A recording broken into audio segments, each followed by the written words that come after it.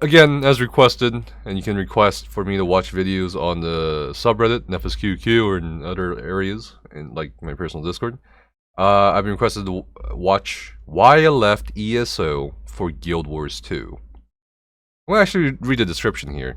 My journey with ESO started in 2018 and lasted 4 years.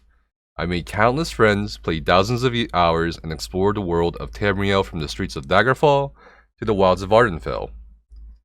But all things must come to an end, and this video is a love letter to those friends that I left back in Tamriel.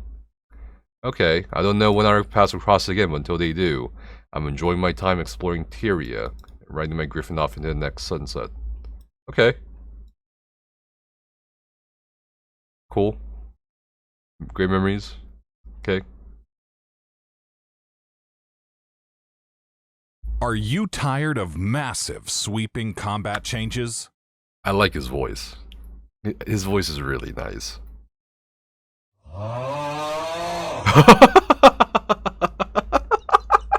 Yo, let me play that again. That was good. Sweeping combat changes? Yeah. Are you a PvP fan tired of being cast aside for your more lucrative brother, PvE fans? They ask you how you are, you need to say that you're fine when you're not really fine, but you just can't get into it because they would never understand. Are you tired of sets with Bible-length tooltips that you need to have a PhD to understand in the greater context of all 450 plus sets that can be crafted or looted across the entire game? Jesus Christ.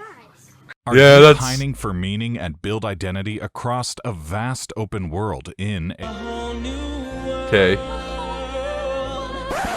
Are you just looking to have fun again? Okay. Well, my friend, you've come to the right place. I'm already half convinced. Bro. They actually have good marketing recently, after the 10-year anniversary. I checked it out briefly. Maybe I should check it out again. Oh god, I don't know.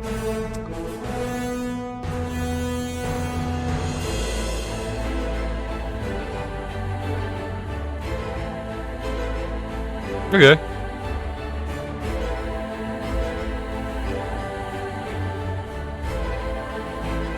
It does look pretty fucking cool, honestly, the way he shows it like this. Yo, what? I want that, bro. I want to lay on top of a... What is that thing? It's a cat. Big ass plushy cushion.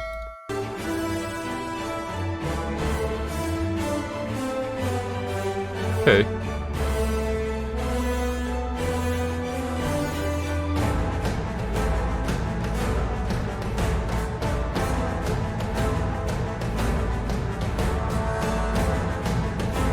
Oh god. The FPS.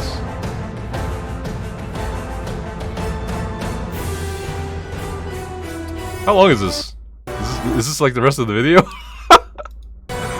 Oh god, it keeps going. Okay, there we go. Holy shit.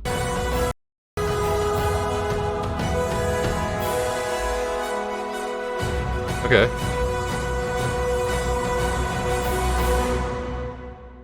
Okay. The rise and fall. I started a journey in May of 2018 I really like that his would voice. define my video gaming habits for the next 4 years. I began The Elder Scrolls Online. Having little to no he's a console MMO player. experience outside Or of a gamepad user. RuneScape when I was growing up, ESO was a world of opportunity, and the freedom to play it from my Xbox was all the reason I needed to check out this Console player. strange new world. I like his voice. I was really no love his voice. stranger to The Elder Scrolls. I grew up on Morrowind, somehow skipped Oblivion, and like so many of you, found my way back to Tamriel in a prison transport cart on my way to summary execution.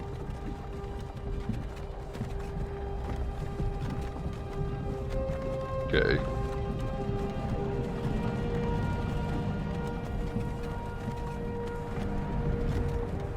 So, it wasn't a matter of if I liked The Elder Scrolls, it was a matter of if I'd like a massive multiplayer version of it. Starting in 2018, I had the advantage of missing out on the pre-1 Tamriel days. I never experienced the rocky and abysmal launch. In 2018, and by the release of Somerset, ZeniMax Online Studios had a concrete release schedule consisting of 2 dungeon packs, 1 major DLC expansion, and a minor zone expansion. It was an easy game to dive into, even more so due to look at these skill bars, bro. This is from this is definitely like 2018. Rock Isle, resembling the atmosphere and setting of Skyrim exceptionally well. ZOS also built the user interface on console to resemble Skyrim, which meant my understanding of one game was easily transferable to the other. It wasn't long until I was consuming podcasts devoted to the game, watching videos explaining the game, and spending my free time exploring the world of Tamriel that I knew, yet still felt expansive and exciting. I joined up with a guild and made ESO. Wait a minute. Who was that? That I knew. Is that Poot? That's Poot. She's in this video.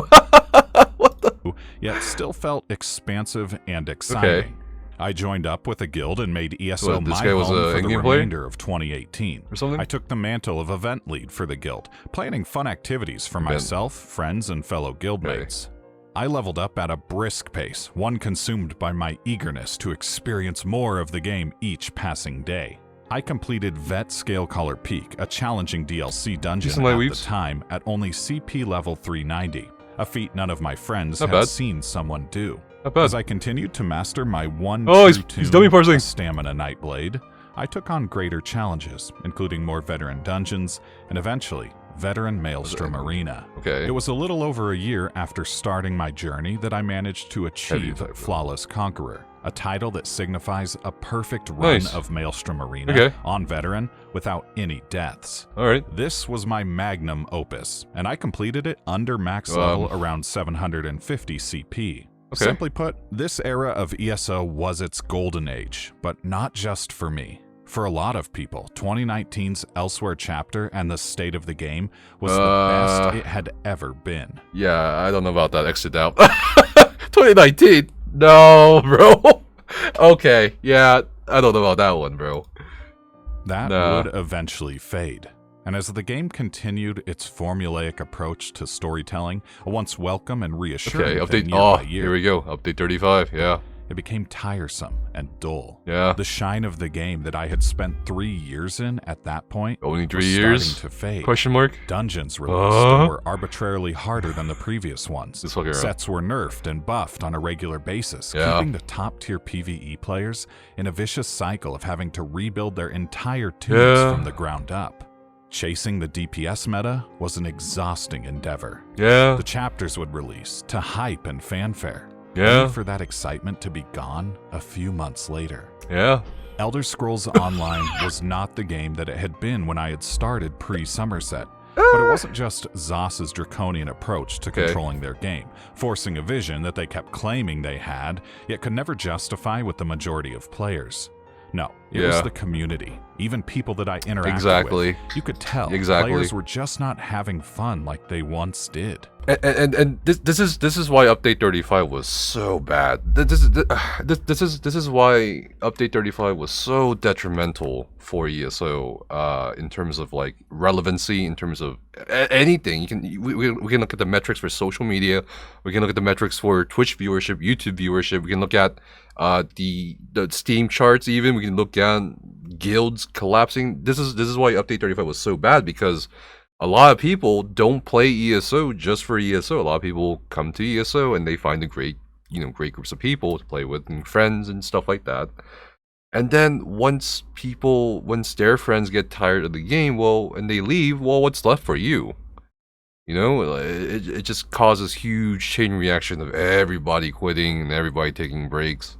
And Update 35 was just kind of the culmination of that. And this guy's completely right. It's not just a matter of making new fucking friends. That's a dumbass take. It's a matter of, I've invested so much time into this that I have friends, I have the connections, and those connections and friends are going away. It does not feel good. That's just a dumbass take. Raid groups would last a few months. And that's why Update 35 was so bad. Nobody would take ownership of the group. The same events year after year with forced daily logins rooted in FOMO kept players coming back. FOMO was a big thing. Kept me coming back long after my enjoyment had faded. My problem was this. I greatly enjoyed the people I played with. Many of them I had gamed heavily with for the past few years, but I wasn't enjoying the method of our interactions. This is also accurate. Even managed to meet up with one friend who was vacationing near my hometown. Okay. We talked about a lot of stuff: music, life, gaming, food, and certainly ESO. Okay. But the ESO topic felt like a duty more than something we were both highly passionate about. Right. Something had to change. I couldn't keep playing a game I had no passion for. Yeah, that's fair. It's fair. Throughout the twilight months of my ESO career, I had been revisiting an old friend. RuneScape? An old MMO that gave me my first RuneScape. taste of the genre all the way back So- in 2005. That MMO was RuneScape. And no, not old school RuneScape, RuneScape 3, the Okay. eternal, long-lasting MMO that I grew up Interesting with. take here. Yes, I am that weirdo that prefers RS3 to old Fair. school. Anyway, I quickly realized that it wasn't the same game that I played over a decade ago. It had grown. It had changed. There were more quests, skills, areas to explore. There was far more monetization. Yeah. The most shocking Sag. thing to me, though, was the change in the community and the players themselves. Those that played RuneScape in the late 2000s know that the community was everything. Hours of pest control, Yep. castle wars, I remember. barbarian assault, bank standing on World 2 to sell raw sharks, magic logs, or a litany of other digital Hats, bro, the was hats. the name of the game. It was a social hub filled to the brim with player interaction. A young player, such as myself, had been scammed out of hundreds of thousands of gold, had perhaps even tried to buy a girlfriend or two with golden Varrock, only to be lured into the wilderness. Funny how that always happened. Every moment of one's time in RuneScape was spent interacting with players from all over the world. Gielinor had changed. A casual hello at ore nodes was met with silence. The pest control docks were vacant, even on the dedicated world. Players opted for the Grand Exchange to peddle wares, though you could find rares merchants on World 2 or World 84 still. Everybody seemed to be carrying on a solo adventure, surrounded by other players also on their own dedicated solo adventure. Nevertheless, I found satisfaction and fulfillment in chasing a nearly 2 decades-long dream of maxing out on my character. One by one, and month after month, I achieved another 99 in a skill, finally ending with rune crafting, of course, the worst skill to train ever. Oh, and then invention. I have 2 people to really thank for my enjoyment during that time. The first is Dr. Harsh, a friend I met on my journey to 99 woodcutting, my first 99 after returning to the game after a decade-long break. The second is Hubba Boy, a man with more RuneScape knowledge than anybody probably ought to have. He showed me the world of bossing and was there to congratulate me with a keg of beer on finally maxing. Though RuneScape had been a nice change of pace from ESO, and though I had been playing both simultaneously a little bit, I had been chasing nostalgia with RS, and it was time for something new, or new to me. Okay. The number one this is where person Guild we Wars can 2 comes blame in? for all of this, including in some ways this video, is my good friend Cash. Now, Cash loves all things MMOs, lore, stories, combat, anything and everything that encompasses the spirit behind MMOs. And Cash had been looking for something new. It came to pass that he stumbled upon Guild Wars 2. He told a couple of us about it, suggested we download it as the base game had gone free to play, and we'd try it out in the coming days. And try it out we did. It became an instant hit amongst all of us. Now, Guild Wars 2 is a 10-year-old game, but considering where most of us had been in the year leading up to our discovery of it, this was not a problem. And the last new MMO we played, well, it didn't pan out. Yeah, bro. Yeah. I heard it got a little better, by the way, with New World. You know, I heard from some friends it got a little better. Guild Wars 2 was a world of possibilities. I started by making a Sylvari Ranger, and after 20 levels, decided I wanted to try something different. I learned through my research that Elementalist had a Weaver specialization which would allow the player to attune to 2 different elements at the same time. And my lifelong goal to become the avatar in any game with magic, I had struck gold. It didn't take long to realize I was in trouble. You see, Elementalist is known for two things: highly complex ability rotations and being a floor lord. It was this guy that literally halted my experience because I couldn't finish this heart quest without this vile swine tusking me to death. It was humiliating. I considered giving up at least 3 times. Now, I've come back to enact my revenge. Bear witness as I slay this foul beast. A pig. Where ESO is focused on getting new people into the game, then pushing them towards in-game for rewarding and challenging content, Guild Wars 2 is about the entire this looks fun as journey. shit, I don't know. After 4 years of chasing endgame metas, focusing entirely on my gear grind and spamming A through every piece of dialogue I came across, Guild Wars 2 had me interested in what was going on in the world with my character and her NPC friends every step of the way. It wasn't long before I was mastering jumping puzzles, working my way through the Heart of Thorns storyline, and even stunt flying on my Griffin. Oh, and taking on huge world bosses, participating in roller beetle races, zone completion, crafting ascended weapons, and running fractals with my friends. There was so much to do in Tyria that after a few months, my desire to be the best DPS player or focus entirely on raiding had vanished. When a world as compelling as Tyria allows you to explore its secrets and have fun on whatever adventure you find yourself on, little else matters. Okay. I think there are kind of making me want to play Guild Wars 2 right now, I don't know. 2 main factors as to what drove this change, and why I don't see myself playing ESO anymore. Okay. First is the change to my free time. With the addition of another kid to my family, the time I'd play ESO another kid, congrats bro, uninterrupted on the Xbox is long gone. Because ESO is largely an endgame-centric experience, especially once you've already reached that level in-game, there is not much to do that exists without being a support for endgame content. Set collection or sticker book completion, just an avenue towards preparing for meta shifts at the endgame level. Antiquities or Tales of Tribute, fun minigames with rewards that once again support endgame activities.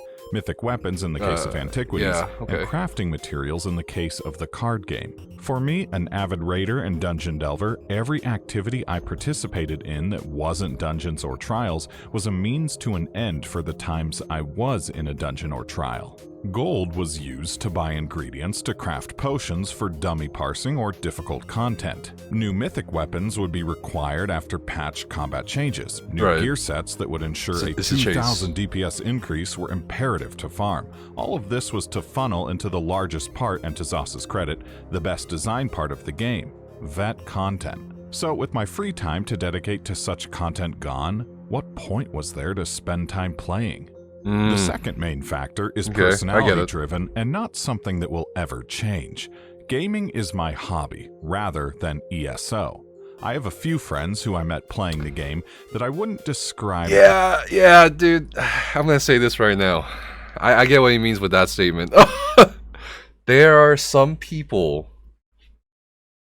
that base their personalities on ESO. I don't know if this makes sense, but there are just some people out there that, I don't know, like, I don't think they really play anything except ESO. Like, when I say gamer or something like that, it's just like, okay, you know, I play ESO, but I also play, you know, like, Call of Duty. I can also play fucking, Dead Space. I can play just a random chill game like, what's that game? Fucking Wandering Village, you know? But I feel like there's some people out there that just play ESO. I get what he means. As gamers, sure, they play Elder Scrolls Online, but they don't spend time playing other games. ESO is their hobby. I'm perfectly fine with that's this, a better way to put it. I actually admire it because it's reminiscent of the early days of MMOs. Back then, MMOs were a social hub, a means to hang out with friends before voice chat, video chat, streaming, and Discord made it easy to connect at all hours of the day. I, however, count gaming in the broad sense my hobby. I enjoy trying out new games, I enjoy spending time in new worlds, and I enjoy being a part of new stories. I even ran a podcast, GG Party Chat, for 3 years, dedicated to the hobby of gaming as a whole. Out of 66 episodes we put out, we spent 44 of them deep diving into a different title each episode. Variety is the spice of life, and the video game hobby is far from lacking in variety. And honestly, what type of nerdy, self-proclaimed video game master would I be if I only ever experienced one MMO? So time and a joy of gaming brought me to Guild Wars 2. The game does a lot of great things that feel like an improvement on the features in ESO. Mounts are meaningful with specific abilities that change the way you get around. Crafting is ultimately the only way to get the best gear in the game, legendary items. Zone exploration has meaning and can be quite challenging when you factor in jumping puzzles, hero point challenges that can't be soloed, and Easter eggs and other secrets hidden cleverly behind foliage or other in-universe items. All of these things mean that every time I log in, there is no shortage of things to be doing. But more importantly, no outside pressure demanding I keep up with a meta or schedule around raiding. Even the story that weaves its way through the base game, each expansion, and living world is an improvement on the self-contained adventures in each ESO expansion. I mean, this guy's basically saying he went from like ESO endgame-ish to casual in Guild Wars 2. Grown attached to characters like Taimi, Kashmir, Ritlock, and even Braum because of their development across hours of dialogue, cutscenes, and other interactions.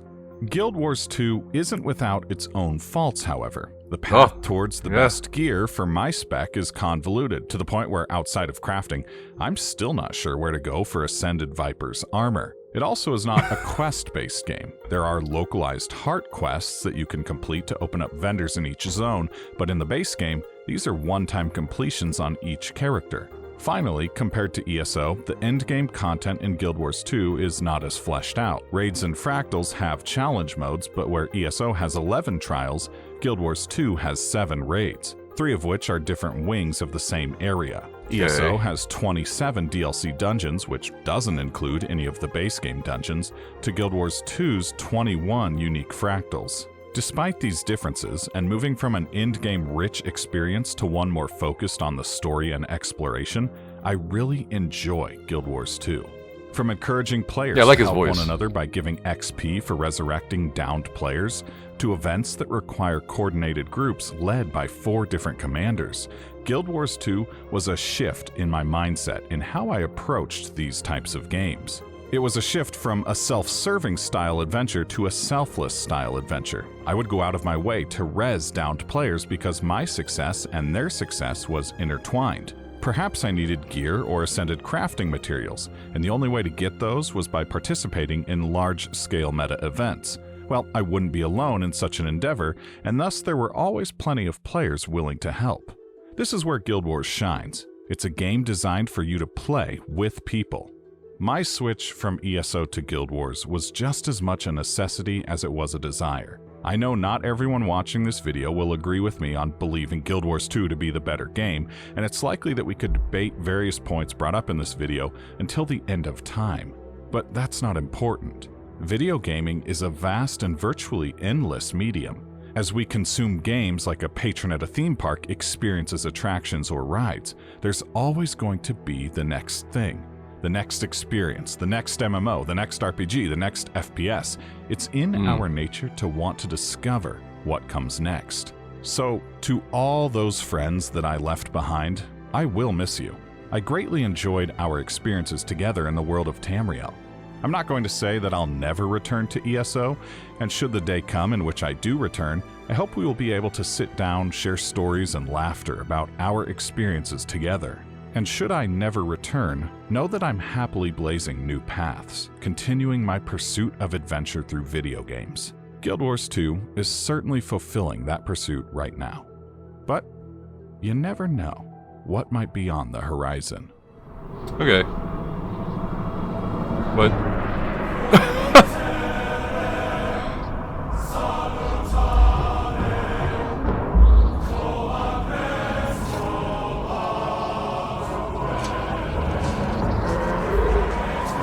Funny.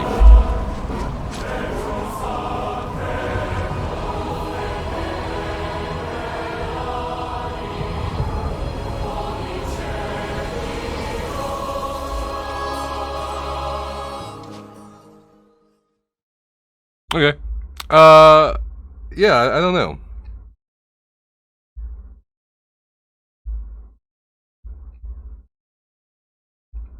I think it's kind of like he felt like he was done, and also combined with the fact that he didn't have much time to do what he wanted or what he was doing in ESO, like raiding or chasing the meta.